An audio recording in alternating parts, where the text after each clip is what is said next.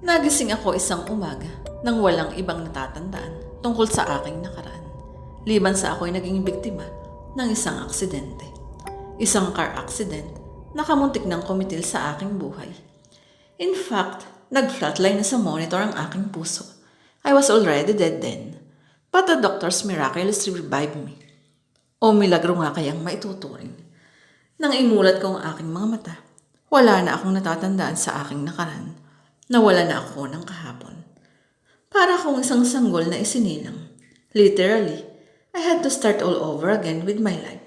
Pangalawang buhay. Pangalawang pagkakataon. Pwedeng isiping blessing iyon. Oo.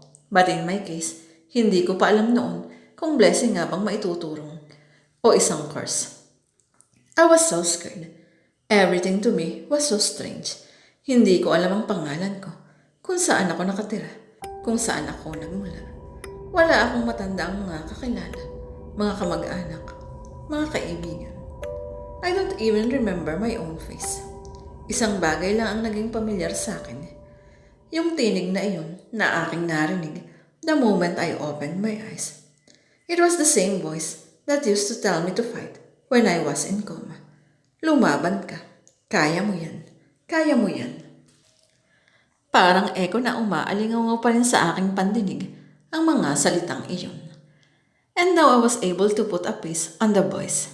As I was opening my eyes ng dahan-dahan, inaasahan kong makikilala ko ang kanyang mukha. And that it will lead me towards the past. Everything that I needed to remember.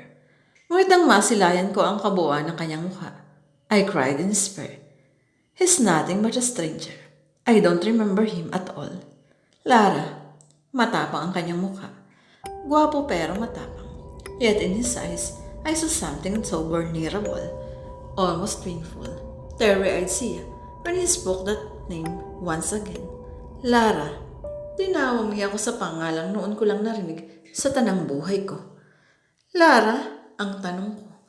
Unti-unti, gumuhit ang pangamba sa kanyang mukha. Lara, ako ito.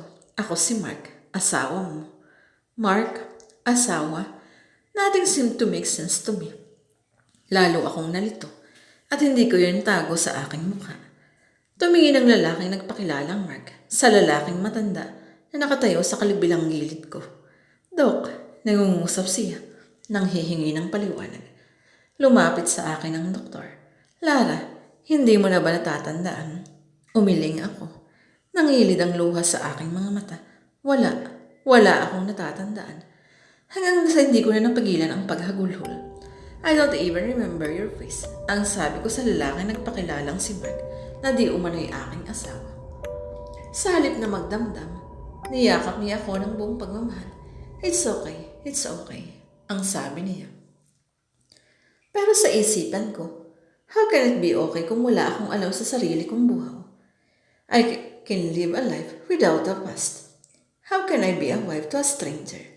Naturally, hindi naging madali para sa akin ang tanggapin ang kasalukuyang nagaganap. I tried to break free from his arms. Sa mga bisig ng lalaking nagpakilalang asawa ko, I never knew I had such strength that I was able to throw him away from me. Pero naging mabilis ang pagkilos ng matandang doktor. He injected something sa aking braso, and that made me relax. Almost at peace. Nawalan akong muli ng uliran. Sa aking pagtulog, everything went black. Just pitch black. Maging sa panaginip, pinagkaitan ako ng aking isip. When I woke up, mas kalmante na ako. Wala pa rin ang bakas ng mga alaala, pero nalagpasan ko na rin ang stage of denial. Naisip ko na sa halip na magalit ako at tumanggi sa naging resulta ng aking aksidente, I might as well accept it and learn to survive. Unti-unti ko ring nakikilala ang sarili ko. I knew then that I was a survivor rather than a failure. Ano ang tawag sa kondisyon ko? Ang tanong ko sa matandang doktor na nagpakilalang si Dr. Armand Schroeder. Pilipinong mestizo ito, may dugong Aleman, kaya ang apelyido ay Banyaga. Nasa late 50s na itong si Dr. Schroeder, naghahalong itim at puti ang buhok sa kanyang ulo. Na unti-unti na ring naglalaho sa bandang harapan niyon, bunga ng katandaan. Puti na rin ang bigote at balbas niya sa mukha, na bagamat nakakadagdag tanda, ay nag-iiwan ng aura of intelligence sa kabuuang features ng mukha nito. Kapag nagsalita, hindi iisiping mahusay magtagalog ang doktor dahil foreign-looking ito at mas madaling mapagkamalang European kaysa Pilipino. Mababa ka sa mukha ni Dr. Schroeder na may kagwapuhan at kakasigan ito nung kabataan, bagamat hindi na matikas ngayon. Ang malapad niyang balikat at dibdib ay sapat ng basihan na athletic ito noong kabataan. He looked at me with patience and understanding as he began to explain my condition. Amnesia, karaniwang nagiging resulta ng mga car accidents, lalo na kung naging malakas ang trauma sa ulo. Wala akong anumang head injuries, ang sabi ko habang kinakapa ang aking ulo. Sa loob ang naging pinsala, but nothing to worry about. Wala kaming nakita sa CT scan ng iyong ulo to be worried about, liban sa pagkawala ng iyong memorya. Dalawa lang kami ni Dr. Schroeder sa silid na iyon na puro puti ang kapaligiran. Anima ako nasa isang laboratoryong napakaputi, napakalinis. Walang pinagkaiba sa laman ng aking utak. Puro puti, walang kulay. Naisip kong minabuti ni Dr. Schroeder na kami na munang mag-usap bago uli kami magharap ng aking asawa, si Mark. Posible pa bang bumalik ang mga alaala ko? Ang tanong ko kaagad. Yes, it is very possible. Kadalasan temporary lang ang mga ganitong kondisyon. In due time, the memory will surely come back to you. Kailan? Muli kong tanong kaagad, eager to find out the answer. Iyan ang hindi ko masasagot for sure. Maaaring bukas, maaaring sa isang linggo, maaaring after a year. Depende. Saan? Depende sa iyo, Lara. Nasa iyo pa rin ang susi ng iyong nakaraan. Anong maaari kong gawin para mapabilis ang pagbabalik ng aking alaala? Maging bukas ka sa guidance ng iyong asawa. Sa ngayon, tanging siya lamang ang nakakaalam ng iyong pinagdaanan, ng iyong nakaraan. Bagamat hindi lahat, pero hawak niya ang susi ng ilang mga bagay patungkol sa iyong pagkatao. Hawak din niya ang mga sagot sa napakarami mong tanong kung sa iyong nakaraan. But you need to be open to him and to trust him with all your heart. Hindi ako nakakaibo. Paano mo nga ba pagkakatiwalaan ng buong puso ang isang estranghero? In due time, unti-unting babalik sa iyong alaala ng iyong nakaraan kapag may mga bagay o salita o ideyang magtitrigger nito. Mga bagay, salita at ideyang si Mark din ang makapagsasabi sa iyo bilang asawa mo. Tumango ako in agreement. It makes sense to me kahit mahirap sa umpisa. Asawa ko si Mark at bagamat wala na akong natatandaan tungkol doon, it's safe to presume na siya lang talaga ang lalaking makakatulong sa akin. Ang lalaking tangay kong mapagkakatiwalaan. Besides, mahal ako ni Mark. Iyon ang gusto kong isipin kahit wala pa akong basihan doon. Liban sa instinct or familiar feeling na nasa puso ko, na alam kong mahal ako ng lalaking ito. Hindi ko alam kung hanggang saan ang extent ng iyong pagkalimot sa nakaraan. You might not remember the specific things and events in your life, but your personality remains to be with you. The skills you have learned from the past is still in you. For example, you will discover later na marunong ka palang magpinta kahit hindi mo na itong tatandaan, o magsalita halimbawa ng isang foreign languages kahit na hindi mo na matanda ang marunong ka pala. Things like that. Marahan akong tumango. Unti-unting nauunawaan kong aking kondisyon at ang limitasyon nito.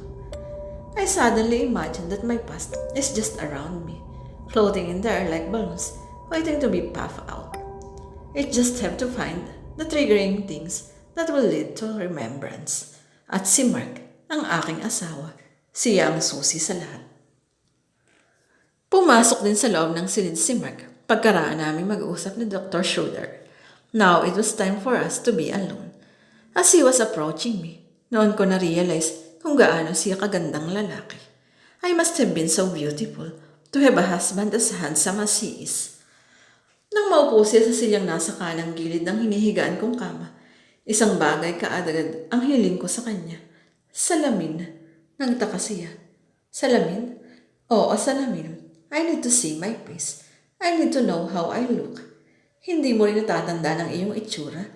Manghang tanong ni Mark. And I don't blame him for thinking that it was weird dahil kahit ako nawiweirdohan. Tumango ako bilang tugon sa tanong niya. Sandali, ang sabi niya sabay tayo para pagbigyan ng aking kahiligan. Mark was a big man. May 6 feet marahil ang height niya. Lean and muscular ang kanyang pangangatawan. Like an athlete. A swimmer maybe. Ewan ko kung bakit yun agad ang naisip ko. Posibleng piraso ng isang nawawalang ala-ala ang ideyang iyon. Simpleng t-shirt lang na abuhin at faded maong jeans ang suot niya at that time. But it was more than enough para makadama ako ng atraksyon sa kanya, physically. He was very attractive, indeed kahit sa simpleng pananamit lamang. I must have loved him so much, ang nais sa loob ko, kahit wala akong matandaan sa damdaming iyon. He entered the CR para doon kumuha ng salamin. Paglabas niya ay dala na ang salamin na halatang tinungkam niya sa dingding ng naturang CR. Nanginginig pang aking kamay nang kunin ko ang salamin mula sa kanya. I was both curious and excited to see my face, to know how I look like, at nagawa akong pakasalan ng isang gwapo at matipunong lalaking tulad ni Mark. Patuloy lang ang pagkamangha ni Mark habang pinagmamasdan ako sa aking ginagawa. Itinapat ko ang kwadradong salamin sa aking mukha at pinagmasdan ko ang aking refleksyon doon. Like a child looking at her face for the very first time. Hindi ko inaasahan ang bumulaga sa akin. I was shocked. Kamunti ko nang mabitawan ng salamin. Ang nakita kong refleksyon sa salamin ay mukha ng isang napakapangit na babae.